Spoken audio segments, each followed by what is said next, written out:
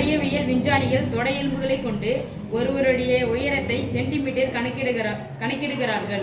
அவர்கள் பொதுவாக HB = 2.47 b + 54.10 என்ற சார்பை இதற்கு பயன்படுத்துகிறார்கள்.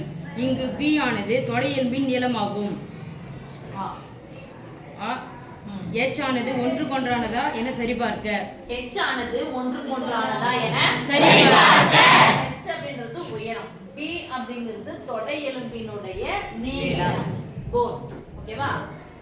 இப்போ கூட சொல்லுவாங்க யாரோட தொடையில ரொம்ப நீளமா இருக்கும் அவங்க என்ன பண்ணுவாங்க, ஹைட்டா இருப்பாங்க. யாரெல்லாம் ஹைட்டா இருக்காங்களோ அவங்க தொடை எலும்பு எப்படி இருக்கும், நீளமா இருக்கும். அதனால தான் நிறைய ஓடுனீங்க அப்படின்னு சொன்னா தொடை எலும்பு என்ன பண்ணும், நல்லா நீளமாயிடும். அப்ப நீளமாயிடுச்சு ஆட்டோமேட்டிக்கா என்ன பண்ணிடுவீங்க, உயரமாயிடுங்க. யாரெல்லாம் ஷார்ட்டா இருக்கீங்களோ நல்லா ஜாகிங் போனீங்க, ரன்னிங் போனீங்கன்னா கண்டிப்பா என்ன பண்ணிடுவீங்க, ஹைட் ஆயிடுவீங்க.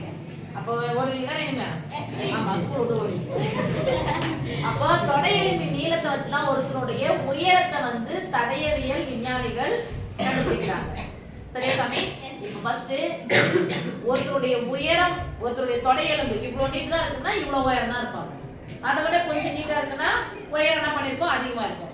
தொடை எலும்பு நீளம் கம்மியா இருந்துச்சுன்னா ஹைட் எப்படி இருக்கும், கம்மியா இருக்கும். இப்போ நம்ம சொல்லிட்டோம், வாயால சொல்லிட்டோம். அப்போ ஒன்றுக்கொன்றானதா அப்படின்னு சொல்லிட்டு நம்ம சோதிக்க சொல்றாங்க. ஒன்றுக்கொன்றானதுன்னா ஹைட் ஒன்று இருந்துச்சுன்னா கண்டிப்பா தொடை எலும்பு ஒண்ணா இருக்கும். ஆனா அந்த தொடை எலும்பினுடைய நீளம் ஒருவேளை இங்க இருந்து இங்க வரைக்கும் ஒரு 25 சென்டிமீட்டர்னு வச்சுக்கலாமே. 25 சென்டிமீட்டர் இருந்தாலும் 30 சென்டிமீட்டர் இருந்தாலும் ஒரே உயரத்துல என்ன பண்ண மாட்டாங்க, இருக்க மாட்டாங்க. ஒரே உயரத்துல இருந்தா ஒன்றுக்கொன்று கிடையாது. தொடை எலும்பின் நீளம் வேறுபட உயரம் என்ன பண்ணா வேறுபடும். அதான் கேக்குறாங்க ஒன்றுக்கொன்றானதா என சோதிக்கன்னு கேக்குறாங்க. ஃபர்ஸ்ட் என்ன பண்ணணும்னா நம்ம எடுத்துக்க வேண்டியது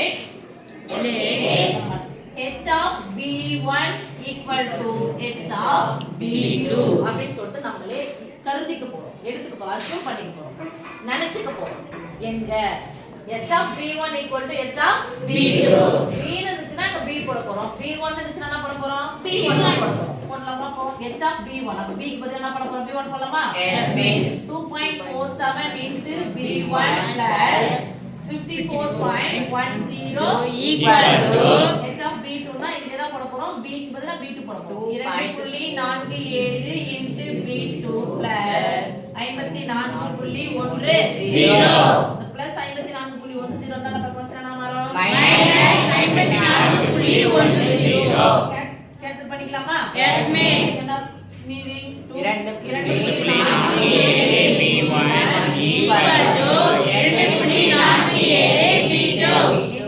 B2 பெருக்கலா இருக்குறதுனால பக்கம் வந்துடா வகுத்தலாம். இது என்ன ஆயிடும், கேன்சல் ஆயிடும்.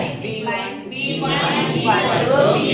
அப்ப H of B1 = H of B2 னு எடுத்தா எனக்கு என்ன வருது, B1 = B2.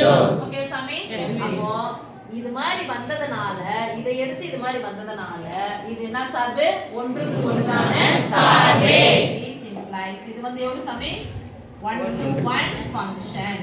ஃபங்க்ஷன் என்னப்பா, சார்பு. 1 to 1 ஒன்றுக்கு ஒன்றான சார்பு. பக்கத்துல வந்தீங்கன்னா 1 to 1 ஃபங்க்ஷன் இப்படி தான் போடுவோம், ஒன்றுக்கு ஒன்றான சார்பு. அண்டர்ஸ்டாண்ட்? அடுத்து தொடை எலும்பின் நீளம் 50 சென்டிமீட்டர் எனில் அந்த நபரின் உயரம் காண்க. நீளம், தொடை எலும்பின் நீளத்தை என்ன இடத்துல சொல்லிட்டாங்க அவங்க, போன் அதான் என்னது B = எத்தனை சென்டிமீட்டர் சொல்லிட்டாங்க, 50 சென்டிமீட்டர். அப்படி சொன்னா கேக்குறாங்க H of B தானே, உயரம் என்னன்னு கேக்குறாங்க. அப்ப H of B = 2.47 × B க்கு பதிலா என்ன போட போறோம், 50 + 54.10 7 35 க்கு 5 3 20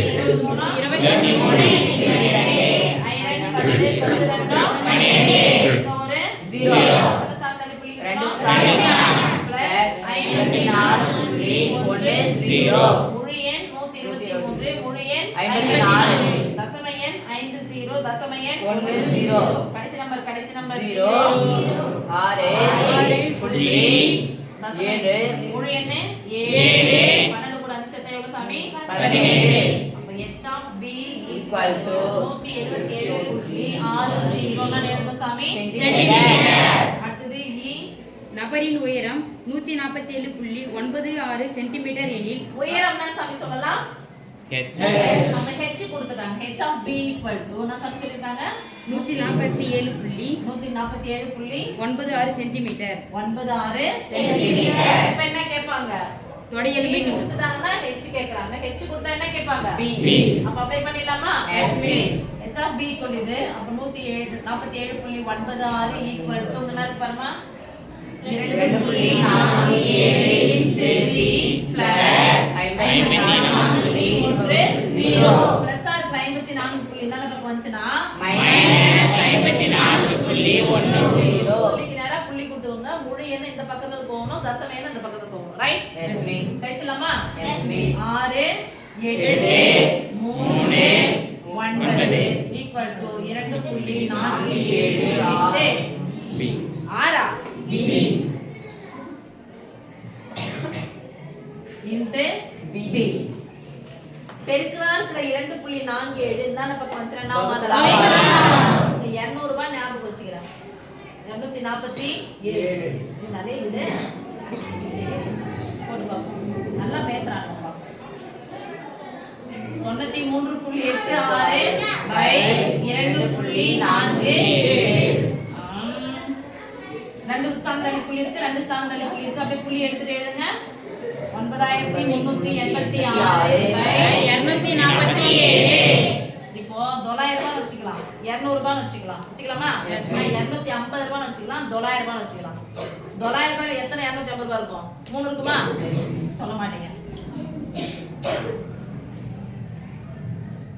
247 மூணு முறை 3 250 ரூபாய் சேர்ந்தா 750 ரூபாய் 4 200 ரூபாய் சேர்ந்தா 1000 ரூபாய் அதனால மூணு முறை 321 கொண்டு இது 2 12 14 வாங்க போறீங்க 7 என்ன மாற்றம் செஞ்சா 13ல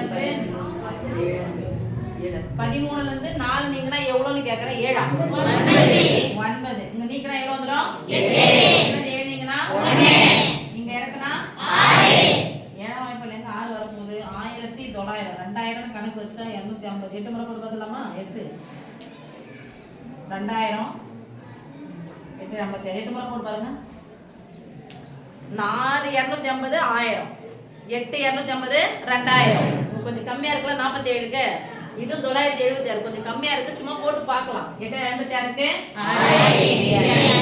32 32 5 16 19 அப்ப நான் வந்துருச்சு 38 ஈக்குவல் டு b அப்ப 38 தொடையெழுத்து நீளம் 38 சென்டிமீட்டர் ஈக்குவல் டு b 3 தான் கொடுத்திருக்காங்க அந்த 3ல எப்படி மிஸ் மார்க் டெரிவேட் பண்ணி தருவாங்கன்னா இதுக்கு 2 இதுக்கு 2 4 இதுக்கு 1 5 ஓகே